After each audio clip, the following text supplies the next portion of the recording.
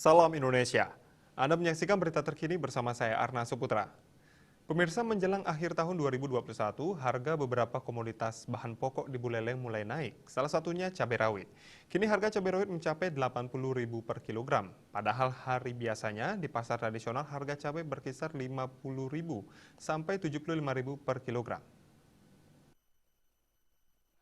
Demikian juga telur ayam ras yang sebelumnya Rp1.500 per butir naik menjadi Rp1.600 hingga Rp1.700 per butir.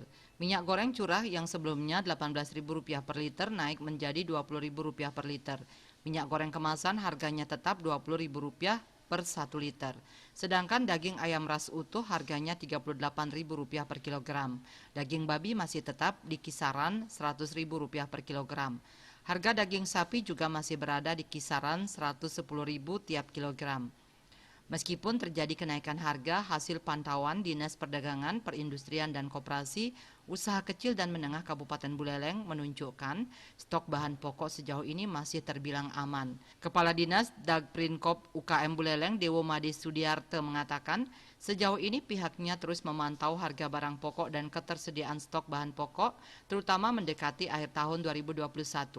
Upaya dilakukan dalam menjaga stabilitas harga dan ketersediaan dengan memantau harga dan ketersediaan stok, termasuk pendistribusian barang pokok pada beberapa agen yang ada di Buleleng akan tetap diawasi. Dari pemantauan itu, ketersediaan bahan kebutuhan pokok masih cukup dan harga terpantau relatif stabil. Hanya cabai rawit dan minyak goreng yang mengalami kenaikan. Harga komoditas ini naik karena pasokan belum memadai, antara lain akibat cuaca buruk. Mudiarte, Bali Post melaporkan.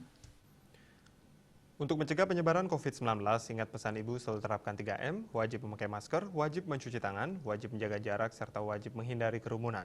Dengan penerapan perilaku 3M, Indonesia segera terbebas dari virus corona menuju Indonesia maju. Update terus informasi Anda dengan subscribe dan like YouTube channel Bali TV @newsbalitv. Tetaplah bersama Bali TV.